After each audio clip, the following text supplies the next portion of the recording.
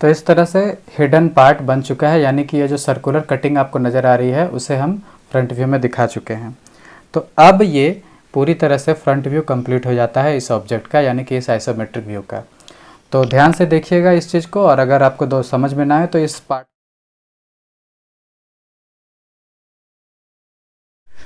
तो front view बन जाने के बाद और सारे प्रोजेक्टर्स को ट्रेस कर लेने के बाद आपको ये अरेंजमेंट कुछ इस तरह का दिखाई देगा। और चलिए अब इस ऑब्जेक्ट को टॉप से देखते हैं। तो जो टॉप से जब आप देखोगे इसे, तो जो अलग एंगल में आपको नज़र आ रहा है शेडिंग, वो नज़र आएगा, यानी कि ये वाला सारा पार्ट, इसके बाद ये पार्ट और ये वाला पार्ट। अब ये जो इंक्लाइंड पार्ट है वो फ्रंट से भी देखने पे नज़र आता है, टॉप से भी देखने पे नज़र आता है, इसीलिए इसमें दोनों तरफ से क्रॉस आपको नज़र आ रहा है, यानी कि डबल शेडिंग उसमें हो गई है। तो ध्यान दीजिएगा, ये पार्ट और ये सर्कुलर पार्ट है, इसके बाद सर्कुलर का जो नीचे का सरफेस है वो हमें नज़र आएगा। तो चलिए फिर से एक वही अरेंजमेंट कर लेते हैं। पहले आपका सर इधर था, पैर इधर था जब आप फ्रंट में थे, अब आप इधर आ गए हो टॉप में देखने के लिए, तो आपका सर इधर, पैर इधर, बाएं तरफ इधर, दाहिने तरफ इधर। तो ठीक है, तो सबसे पहले हमें एक चीज़ का पता चलता है कि फ्रंट व्यू का जो चौड़ाई होती है, फ्रंट व्यू की जो विड्थ होती है, वो टॉप व्यू के विड्थ के बराबर होती है। इस बात का हमेशा आप ध्यान रखिएगा। लेकिन इस बार हम इसको बनाने में थोड़ी सावधानी बरतेंगे, क्योंकि अब जब आप इस तरह से आ गए हो और आपका पैर इधर है, तो ये जो 88 mm की लंबाई आपको नज़र आ रही है, ये अलग नज़र आ रही है, और ये 20 mm की जो लंबाई है वो अलग नज़र आ रही है। जब आप फ्रंट से देख रहे थे तो ये 88 और 20 को जोड़कर आपने सीधी एक लाइन बना दी थी। ये केस यहाँ पे नहीं होगा, फ्रंट टॉप से नहीं होगा, वो आपको अलग बनाना पड़ेगा, क्योंकि एक 88 mm आपको ऊपर से देखने पे ये तो नज़र आएगी ही आएगी, उसके बाद ये 20 mm की भी तो कुछ वैल्यू है, ये भी तो आपको नज़र आएगी, और इसके बाद फिर ये 20 mm नज़र आएगी। यानी कि हम इधर से स्टार्ट करेंगे, बाएं से स्टार्ट करेंगे, 88 mm यहाँ पे बनाएंगे, फिर इसके बाद 20 mm ऊपर जाएंगे, और फिर बाकी का 20 mm हम इधर बना डालेंगे। तो चलिए इसको बना लेते हैं। इसमें आप एक बात का और ध्यान देंगे कि जब आप इसे ऊपर से देखोगे तो आपको ये 88 mm की लाइन नज़र नहीं आएगी, क्योंकि ये नीचे है। आपको जो नज़र आएगा वो ये लाइन है जिसकी लंबाई 44 mm है, हम निकाल चुके थे, फिर ये 32 mm, फिर ये 12 mm नज़र आएगा, और इन तीनों को जोड़ने पे हमें एक 88 mm की लाइन मिलेगी। लेकिन ऊपर से देखने पे हमें ये नहीं पता चलता कि कौन सा सरफेस कितनी ऊंचाई पर है, यानी कि ये वाली लाइन और ये वाली लाइन का कोई महत्व नहीं रह जाता है। इसीलिए जब ऊंचाई हमें नहीं पता चलेगी कि कौन सा सरफेस कितनी ऊंचाई पर है, तो हमें ये तीनों लाइन एक सीधी रेखा में नज़र आएगी जिसकी कुल लंबाई 88 mm होगी, इसलिए हम सीधे 88 mm बना देंगे। तो चलिए, अब यहाँ से यहाँ तक 88 mm है, और इसके बाद एक लाइन ऊपर यहाँ पे जा रही है। ये लाइन हमारा फ्रंट व्यू में ये वाला है, ये वाली लाइन हमें इस लाइन को रिप्रेजेंट करता है। अब जब इस लाइन को हमने प्रोजेक्टर के माध्यम से खींचा तो हमें यहाँ पे एक पॉइंट नज़र आ रहा है। तो हमें अब नापने की ज़रूरत नहीं कि 88 mm कितना लंबा होगा, बस हम यहाँ से स्टार्ट करेंगे और यहाँ तक एक लाइन खींच देंगे, वो अपने आप 88 mm की लाइन होगी जो यहाँ तक आ रही है। ठीक है, इस पॉइंट तक आ रही है। तो चलिए हम इस लाइन को खींच देते हैं। तो इस तरह से वो लाइन खींची जा चुकी है 88 mm वाली। इसके बाद ये जो 20 mm की लाइन है वो हमें, जब हम इधर से टॉप से देखेंगे तो हमें ऊपर जाती हुई, यानी अपने सर के तरफ जाती हुई दिखाई देगी, अपने दाएं तरफ। यानी कि आप इस तरह से खड़े, आपके दाएं तरफ कोई लाइन इधर 20 mm ऊपर जा रही है, तो बस यहाँ से आपको स्केल रखना है और 20 mm की लाइन ऊपर जाती हुई खींच देना है। तो ये जो लाइन बनी 20 mm वो इस लाइन को रिप्रेजेंट करती है। इसके बाद दाहिने तरफ, यानी कि आप इधर से देख रहे हो तो आपके दाहिने तरफ एक लाइन जा रही है, ऐसे थे आप, अभी 20 mm ऊपर गए, अब दाहिने तरफ एक लाइन जा रही है, और कितनी लंबी, वो 9 mm जा रही है। तो चलिए उसे 9 mm बना देते हैं। अब 9 mm भी हमें बनाने की ज़रूरत नहीं है, नापने की ज़रूरत नहीं है, क्योंकि यहाँ पे जो हम खींचे थे वो 9 mm थी, और फिर हमने प्रोजेक्टर से खींच लिया। तो इस तरह से प्रोजेक्टर्स बहुत हेल्प करते हैं हमें अगला व्यू बनाने में। तो इस 9 mm की लाइन के साथ हम इस पॉइंट तक पहुंच गए हैं, यानी कि ये जो पॉइंट है वो इस पॉइंट को रिप्रेजेंट कर रही है। इसके बाद हमें एक लाइन इधर जाती हुई नज़र आ रही है और उसकी लंबाई है 24 mm। तो हम इधर से, इस पॉइंट से इधर चलते हैं 24 mm तक।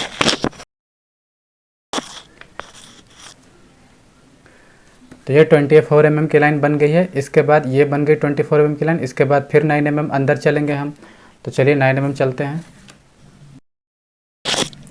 इसके बाद फिर 20 mm ऊपर। ये 20 mm हम कैसे आया मैं पहले ही शुरू में बता चुका हूँ आपको। तो चलिए 20 mm ऊपर, इसके बाद एक साथ दो स्टेप करेंगे। ये 20 mm, फिर अंदर हम चलेंगे कितना, 12 mm, 12 mm। तो चलिए 20 mm और 12 mm कर लेते हैं एक साथ। तो इस 12 mm की लाइन के साथ हम यहाँ तक इस पॉइंट तक पहुँच चुके हैं। तो अब हमें जो ये पॉइंट मिला है वो इस पॉइंट को रिप्रेजेंट कर रहा है, और टॉप से देखने पे ये पॉइंट और ये पॉइंट तो एक ही नज़र आते हैं, यानी कि इस पॉइंट तक अगर हम पहुँचे तो समझ लीजिए कि इस पॉइंट तक पहुँच गए हैं।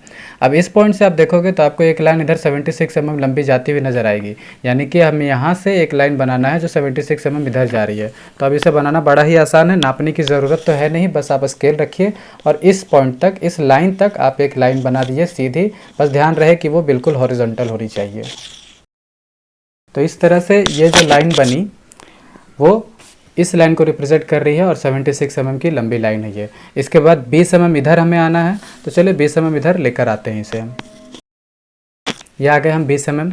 इसके बाद अब आते हैं इस इंक्लाइंड लाइन पर, यानी कि ये इंक्लाइंड सरफेस पर। ये रही इंक्लाइंड लाइन और ये जो पूरा आपको नज़र आ रहा है वो इंक्लाइंड सरफेस है। तो फ्रंट से देखने पे हमें एक वर्टिकल लाइन नज़र आई थी, टॉप से देखोगे तो आपको एक इस तरह की लाइन नज़र आएगी। हमने पिछले क्वेश्चन में देखा था कि फ्रंट से देखने पर ये सीधी लाइन और टॉप से भी देखने पर सीधी लाइन नज़र आती थी। बस फ़र्क इतना था कि फ्रंट से देखने पर जो सीधी लाइन बनेगी उसे वो हाइट के अंतर्गत हमें मैनेज करना था, और जब इसे हम टॉप से देखेंगे तो इसके चौड़ाई के अंतर्गत हमें मैनेज करना है। तो ये जो आपको जो इंक्लाइंड लाइन नज़र आ रही है वो सीधी एक लाइन नज़र आएगी जो यहाँ से बिल्कुल यहाँ तक चली जाएगी। तो ये पॉइंट, ये इस पॉइंट से यहाँ तक आ रही है ये लाइन, तो हमें इस पॉइंट से यहाँ तक बना देना है। अब ये जो पॉइंट है वो इस पॉइंट, ये पॉइंट और ये पॉइंट दोनों ऊपर से एक ही पॉइंट दिखाई देगी, यानी कि दोनों कॉमन मिलके एक ये पॉइंट बन गई है। तो इस तरह से टॉप व्यू का एक बेसिक स्ट्रक्चर तैयार हो चुका है। अब हमें ये वाली लाइन बनाना है, हम इस लाइन को भूल नहीं सकते हैं। तो ये वाली लाइन बनाने के लिए इसकी लंबाई 44 mm, उसके बाद हम नीचे की ओर आएंगे 44 mm, यानी कि ये भी 44 mm है और ये भी 44 mm है। अब अगर आपको जानना है कि ये 44 mm कैसे है, तो आपको यहाँ पे दिया हुआ है कि जो इसकी चौड़ाई है वो टोटल 64 mm है। अब 64 mm से अगर 20 mm निकाल देंगे तो हमें 44 mm मिलेगा। तो इसकी जो लंबाई है वो 44 mm है, यानी कि ये जो हमने 20 mm यहाँ से नापा था और हमें यहाँ पे एक पॉइंट मिला है, यहाँ से एक 44 mm लंबी लाइन निकलेगी और फिर वो 44 mm लाइन इधर चली आएगी। हमें नापने की ज़रूरत नहीं है क्योंकि हमने इसे ट्रेस कर रखा है। तो आप यहाँ से यहाँ तक अगर एक लाइन खींचोगे तो 44 mm की वो लाइन होगी। तो इस तरह से ये वाली लाइन हमने टॉप व्यू में बना दिया है। अब यहाँ पे ध्यान देने वाली बात यह है कि आप इस पार्ट को अगर देखिएगा तो ये भी एक इंक्लाइंड पार्ट है। ये जो इंक्लाइंड पार्ट था वो इस तरह से इंक्लाइंड था और ये इस तरह से इंक्लाइंड है, यानी कि अगर इसे टॉप से देखेंगे हम तो ये टॉप से भी नज़र आएगा। तो चलिए इसे शेड में कर देता हूँ, और जब इसे साइड से हम देखेंगे तो साइड से भी नज़र आएगा, जिसके बारे में हम बाद में बात करेंगे। फिलहाल इसे अगर टॉप से आप देखेंगे तो ये टॉप से भी नज़र आएगा क्योंकि ये इस तरह से इंक्लाइंड है। अक्सर स्टूडेंट्स इस छोटे से पार्ट को हमेशा भूल जाते हैं, अगर वो बड़ा पार्ट दिख जाता है तो छोटे पार्ट को भूल जाते हैं। तो ये जो टॉप से हमें दिख रहा है इसे भी यहाँ पर बनाना होगा। तो यहाँ पर जो आपको 9 mm का ये पोर्शन नज़र आ रहा है वो 9 mm का पोर्शन यहाँ पर है। इसके बाद ये एक इंक्लाइंड लाइन है जिसकी लंबाई हमें दी नहीं गई है और ना ही ये भी पता है कि कितने डिग्री पर ये इंक्लाइंड है। तो इंक्लाइंड लाइन को हम सबसे आखिर में बनाते हैं और जब हम इसे टॉप से देखेंगे तो ये इंक्लाइंड लाइन सिर्फ हमें एक हॉरिजॉन्टल लाइन नज़र आएगी छोटी सी, जो कि इस लंबाई के अंतर्गत समाई होगी। यानी कि अगर आप यहाँ से एक लाइन ड्रॉ करोगे, मान लो यहाँ से, तो यहाँ से यहाँ तक की जितनी लंबाई होगी उसी के अंतर्गत ये समाई हुई नज़र आएगी। तो बस इसे बनाने का सिंपल सा तरीका ये है कि ये जो आपको एरिया बचा हुआ नज़र आ रहा है यहाँ से यहाँ तक मिलाओ। जब इस लाइन को आप मिला दोगे तो वो इस लाइन को रिप्रेजेंट करेगा, और जब आप इस लाइन को मिला दोगे तो वो इस लाइन को रिप्रेजेंट करेगा। आखिर में इस लाइन को बनाने के लिए हमें इन दोनों को मिला देना है। तो चलिए इसे भी कर लेते हैं। तो इस तरह से इस पार्ट का भी टॉप व्यू तैयार हो चुका है। लगभग टॉप व्यू तैयार हो चुका है, लेकिन अभी भी बहुत सारा हिस्सा है जो बाकी है। तो चलिए उन हिस्सों को भी देख लेते हैं। तो ये वाली लाइन जो हमने खींची थी 32 mm, वो ये वाली लाइन यहाँ से यहाँ 32 है, ठीक है। यहाँ से 44 mm की लाइन आई, ये रही 44 mm की लाइन। इसके बाद यहाँ से यहाँ 32, यानी कि ये वाली लाइन 32। ये 32 mm की लाइन जैसी यहाँ पे ख़त्म होती है, इसके बाद एक 12 mm की ऊंचाई इधर जा रही है। मतलब कि अगर टॉप व्यू से देखें तो वो हमें ऊंचाई के रूप में नज़र आएगा। तो ये 12 mm की लाइन इधर नज़र आ रही है, और इसी लाइन को अगर हम आगे ले जाएं तो ये एक 12 mm की लाइन यहाँ पे भी बनी है। हालांकि यहाँ पे कोई लाइन नहीं है, ये एक सेंटर लाइन है जो कि सर्कल बनाने में हेल्प करता है, ठीक है। तो हमें इस पॉइंट से एक 12 mm की लाइन इधर लेनी है और इस पॉइंट से एक 12 mm की लाइन इधर लेनी है जो इन दोनों लाइंस को रिप्रेजेंट करेगा। तो चलिए इसे भी बना देते हैं।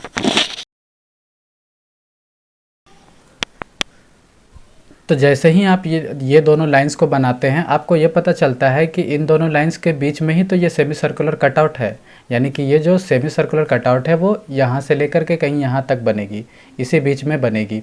तो इसका रेडियस हमें पता है कि 20 mm है और रेडियस को शो करता हुआ ये भी एक लाइन है, ये लाइन, क्योंकि ये डॉटेड लाइन उस सेमी सर्कुलर कटआउट को ही रिप्रेजेंट करता था और इसी डॉटेड लाइन से निकला ये प्रोजेक्टर है, यानी कि ये जो लाइन आपको नज़र आ रही है वो इस जगह से 20 mm की दूरी पर है। तो अब हम इस सर्कल को बनाएंगे कैसे? हमें तो पता चल गया कि रेडियस भी 20 mm है और ये भी पता चल गया कि वो सर्कल अब यहाँ पे बनेगी। बनाएंगे कैसे?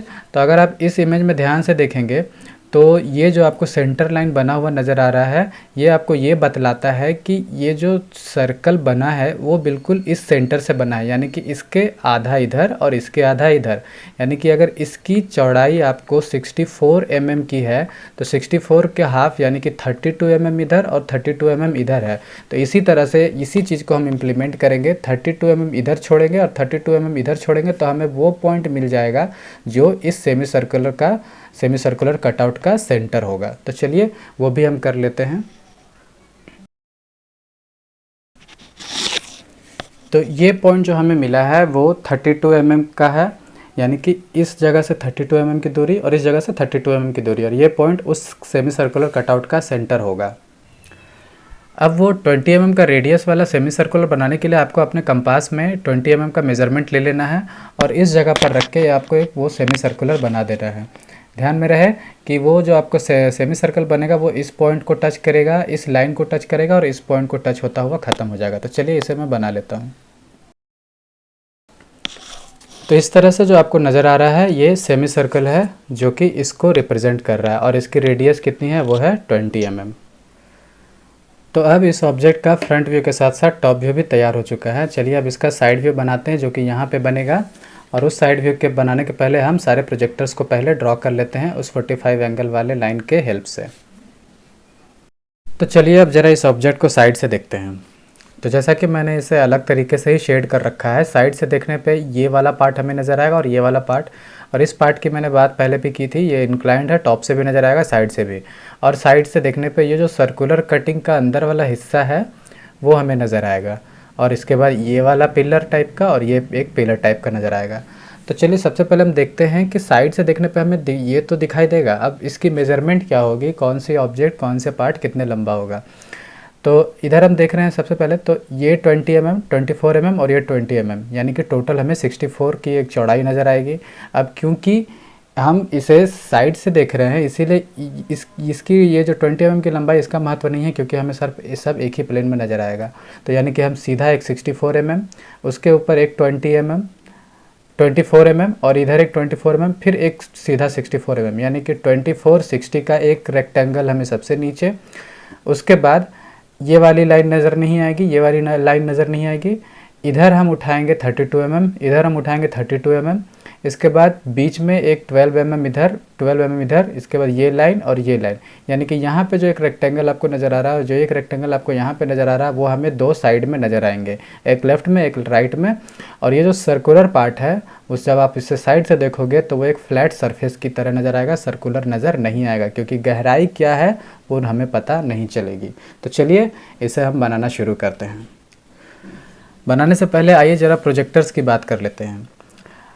हमने फ्रंट व्यू बनाने के बाद कुछ प्रोजेक्टर्स ऊपर लेकर गए थे, कुछ प्रोजेक्टर्स इधर दाहिनी तरफ जिधर हमारा साइड व्यू बनेगा।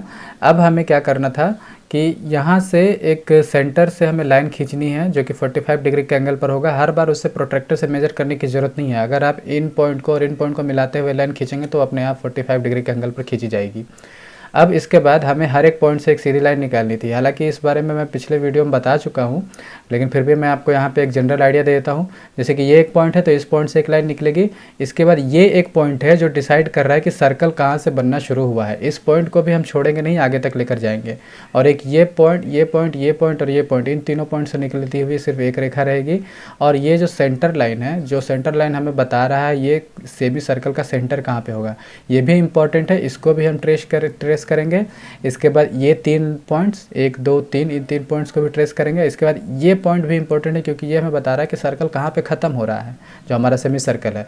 अगर वो इधर से शुरू हो रहा है तो यहाँ पे ख़त्म हो रहा है, अगर वो यहाँ पे शुरू हो रहा है तो यहाँ पे ख़त्म हो रहा है। दोनों ही पॉइंट इक्वली इंपॉर्टेंट है। इसके बाद ये वाली पॉइंट का इन दोनों पॉइंट्स की लाइन तो ऑलरेडी बनी रहती है।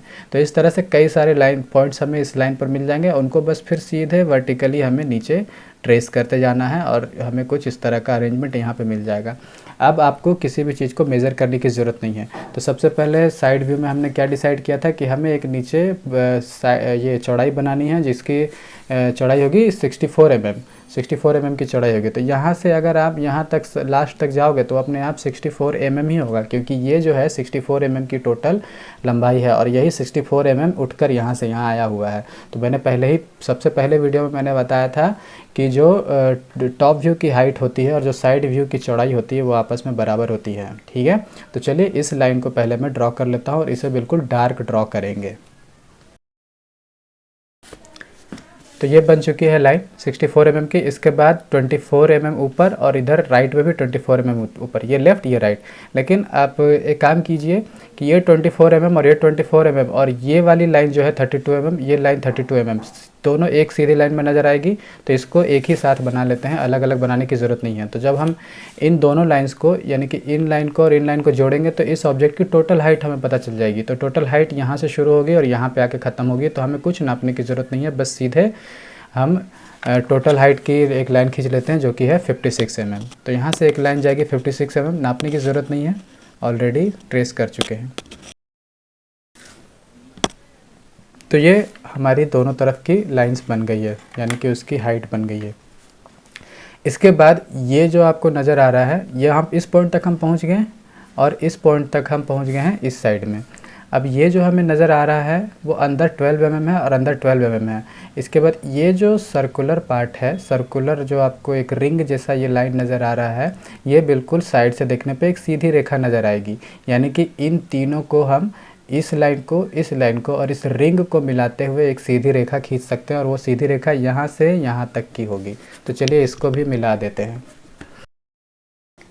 यानी कि इससे हमें ये पता चलता है कि जो ये रिंग है वो एक सीधी रेखा नज़र आ रही है। अब इसके अंदर का जो मटेरियल है वो हम बनाना शुरू करते हैं। तो यहाँ से 12 mm अगर हम अंदर गए और यहाँ से 12 mm अंदर गए तो हम यहाँ से 12 mm अंदर जाएंगे तो यहाँ पहुँचेंगे और यहाँ से 12 mm अंदर जाएंगे तो यहाँ पहुँचेंगे। इसके बाद इस पॉइंट के बाद ये हमें नीचे लेकर आ रहा है 32 mm। तो यहाँ से यहाँ नीचे लेकर आएंगे ये 32 mm और यहाँ से यहाँ नीचे लेकर आएंगे ये 32 mm। तो बड़ा ही आसान हो गया है, अब कुछ भी मेजरमेंट करने की ज़रूरत नहीं है, अपने आप सारे पॉइंट्स हमें मिलते चले जाएंगे। तो बस इसे ड्रॉ करते जाइए। इस पॉइंट तक पहुंच गए, यानी कि इस पॉइंट तक पहुंच गए और ये पॉइंट इस पॉइंट को रिप्रेजेंट कर रहा है। इसके बाद हमें इधर चले जाना, इधर चले जाना है। तो हमें ये दोनों रेक्टेंगल्स कंप्लीट होते हुए दिखाई दे रहे हैं अब। ठीक है, अब मैंने आपको कहा था कि साइड से देखने पर ये लाइन और ये लाइन तीनों एक ही सीधी रेखा में नज़र आएगी और ये सीधी रेखा नीचे से कितनी ऊपर होगी 24 mm। तो 24 mm ऊपर अगर हम जाएंगे तो यहाँ पहुँचेंगे और यहाँ से 24 mm ऊपर जाएंगे तो यहाँ पहुँचेंगे। इसका मतलब ये है कि यहाँ से एक सॉलिड सीधी रेखा बनेगी जो सारी लाइन्स को, तीनों लाइन्स को रिप्रेजेंट करेगी। और ये जो लाइन हमने अभी बनाई थी यहाँ पे, वो लाइन पीछे छुपी हुई है तो वो उसका महत्व नहीं है, वो हमें नहीं दिखेगा। तो यहाँ से अब आप एक बार ध्यान से देखिए तो ये जो रेक्टेंगुलर पार्ट है वो ये टोटल रेक्टेंगल है और ये दोनों पार्ट आपको दिखाई दे रहे हैं ये दोनों पार्ट के रूप में। ठीक है, अब इसके बाद आइए इसको और इसको सेपरेट करते हैं हम यहाँ से। तो ये जो आपको पार्ट नज़र आ रहा है ये 20 mm है और ऊपर 24 mm है। 24 बन चुका है, हमें बस 20 mm को अलग करना है। तो ये 20 mm ऑलरेडी यहाँ से यहाँ तक आया हुआ है, हमें इसकी मेज़रमेंट लेने की ज़रूरत नहीं है। चलिए एक बार यहाँ पे मैं ये 20 mm दिखा देता हूँ। ये जो पार्ट आपको नज़र आ रहा है ये पार्ट उठकर यहाँ से यहाँ आ गया है, 20 mm बनाता है। अब अगर आप इस पार्ट को देखेंगे तो ये वाला पार्ट इस पार्ट को रिप्रेजेंट करता है और ये 20 mm है, यानी कि वही डायमेंशन उठकर नीचे चला आया है। तो इस तरह से ये हेल्प करता है हमें बनाने में। तो ये 20 mm यहाँ से यहाँ तक है। इसके बाद हमें कुछ नहीं करना, बस एक सीधी लाइन ऐसे खींच देनी है तो वो पार्ट सेपरेट हो जाएगा। तो इस तरह से ये जो लाइन बनी वो इस लाइन को रिप्रेजेंट कर रही है, लेकिन इसके आगे तो ये लाइन है और हम यहाँ से देखने पे हमें ये लाइन नज़र आएगी, ये लाइन दब जाएगी, पीछे छुप जाएगी। तो ये जो लाइन है वो एक इंक्लाइंड लाइन है और इंक्लाइंड लाइन को अगर आप इधर से देखोगे तो वो फ्रंट की तरह ही बिल्कुल वर्टिकल नज़र आएगा। यानी कि जब आप इसे इधर से देख रहे हो तो वो सीधी लाइन रेखा नज़र आएगी और जब इधर से आप देख रहे थे तो वो आपको एक इंक्लाइंड लाइन नज़र आई। ठीक है, तो इस तरह से हमें ये पता चलता है कि यहाँ पे इंक्लाइंड लाइन है जो कि वर्टिकल बनेगी, तो इसी ये जो लाइन बनी है वो उसी वर्टिकल लाइन को यानी कि उसी इंक्लाइंड लाइन को रिप्रेजेंट करता है। इसके बाद ये पॉइंट जो है वो ये पॉइंट है, ये पॉइंट इस पॉइंट को रिप्रेजेंट करता है। इसके बाद हमें इधर 24 mm जाना है, तो 24 mm यहाँ से यहाँ होगा। अब इसको भी चलिए ऊपर मैं देख लेता हूँ कहाँ पे है ये। तो अगर हम यहाँ से ऊपर गए, यहाँ पहुँचे और यहाँ से फिर गए तो यहाँ पहुँचे, यानी कि ये वाली जो रेखा है वो 24 mm की है। और ये किसको रिप्रेजेंट कर रहा है, आप अगर इसको देखें तो ये रिप्रेजेंट कर रहा है इसको, जो कि 24 mm है। तो इस तरह से वो भी डायमेंशन ऊपर से उठकर नीचे आ गया है। तो बस हमें क्या करना है, एक सीधी रेखा बना देनी यहाँ से यहाँ तक। अब ये रेखा इस इंक्लाइंड लाइन को रिप्रेजेंट कर रहा है, इसके बाद जो पार्ट बचा वो उस 20 mm का पार्ट है। ठीक है, तो इसी तरह से अब बेसिक हमारा तैयार हो चुका है। अब आइए जो ये पार्ट बना है उसकी एक बार एनालिसिस कर लेते हैं।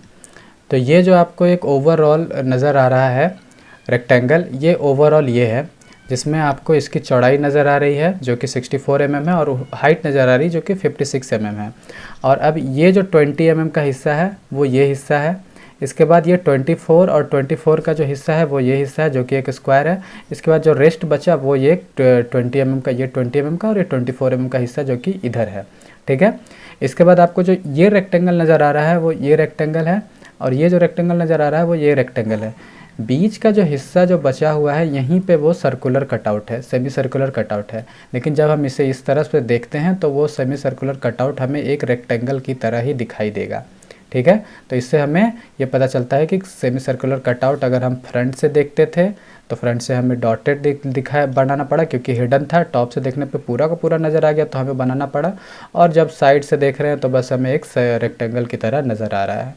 तो ये ऑलमोस्ट अब कंप्लीट हो चुका है, लेकिन फिर भी ये पूरा कंप्लीट नहीं हुआ है क्योंकि जब आप इस ऑब्जेक्ट को साइड से देख रहे हो, इस तरफ से देख रहे हो, तो ये जो इंक्लाइंड पार्ट है जो इस तरह से काट कर इधर निकाल दिया गया है, ये पार्ट आपको नज़र तो नहीं आ रहा है लेकिन वो है, यानी कि वो छुपा हुआ पार्ट है। तो उसे हम हिडन लाइन से बनाएंगे यानी कि डॉटेड लाइन से बनाएंगे। तो जब हम इधर से देखेंगे तो हमें ये पता चलता है कि ये वाला जो इंक्लिनेशन है, यानी कि जो इंक्लाइंड लाइन शुरू हो रही है इस पॉइंट से और ये पॉइंट नीचे से 12 mm की ऊंचाई पर है। तो चलिए अब हम 12 mm की ऊंचाई पता कर लेते हैं कहाँ है, और वो 12 mm की ऊंचाई यहाँ से यहाँ तक है क्योंकि वो 12 mm हम यहाँ से ट्रेस कर चुके हैं। ठीक है, तो ये 12 mm की हाइट होगी। इसके बाद ये इंक्लाइंड लाइन ख़त्म कहाँ पे हो रही है, यहाँ पे इस पॉइंट पर, और ये पॉइंट इससे 20 mm की दूरी पर है। तो 20 mm की दूरी यहाँ से यहाँ तक की है और ये 20 mm हमें यहाँ से यहाँ तक मिलता हुआ है। यहाँ से देखिए, यहाँ से यहाँ तक ये 20 mm की लंबाई यहाँ से यहाँ हुई और यहाँ से यहाँ तक ये 20 mm है। वो इंक्लाइंड लाइन जो है वो यहाँ से शुरू होगी और यहाँ पर जाकर ख़त्म होगी, जिसे हम डॉटेड बनाएंगे। तो चलिए इसे मैं बना लेता हूँ। तो इस तरह से इस इंक्लाइंड लाइन का भी रिप्रेजेंटेशन हो गया है। अब ये जो हमारा सेमी सर्कुलर कटआउट था वो यहाँ पे नज़र तो आएगा रेक्टेंगल, लेकिन हमें इसका बताना होगा कि उस सेमी सर्कुलर कटआउट का सेंटर कहाँ पे है, यानी कि हमें यहाँ पे एक सेंटर लाइन बनानी होगी। तो सेंटर लाइन बनाने के लिए हमें देखना होगा कि ये जो सेंटर लाइन है इसका ट्रेस कहाँ से कहाँ तक आ रहा है। तो ये जो सेंटर लाइन हमने बनाया था इसका ट्रेस यहाँ से यहाँ तक आ रहा है, यानी इस लाइन पर वो सेंटर लाइन बनेगा। तो चलिए इसे भी बना देते हैं। तो इस तरह से इस ऑब्जेक्ट का, इस आइसोमेट्रिक व्यू का टॉप व्यू, फ्रंट व्यू और साइड व्यू कंप्लीट हो चुका है। तो चलिए अब मैं इसकी डायमेंशनिंग करके इसे कंप्लीट कर देता हूँ। तो सारी डायमेंशनिंग कंप्लीट हो जाने के बाद ये कुछ इस तरह से दिखता है। तो इस तरह से इस आइसोमेट्रिक व्यू का थर्ड एंगल प्रोजेक्शन तैयार हो चुका है। अगर आपको ये वीडियो अच्छा लगा हो तो आप इसे लाइक करें, शेयर करें, और अगर आप नए हो तो चैनल को सब्सक्राइब ज़रूर करें। मैं आपके लिए ऐसे ही वीडियोज़ लाता रहूँगा। तब तक के लिए टेक केयर।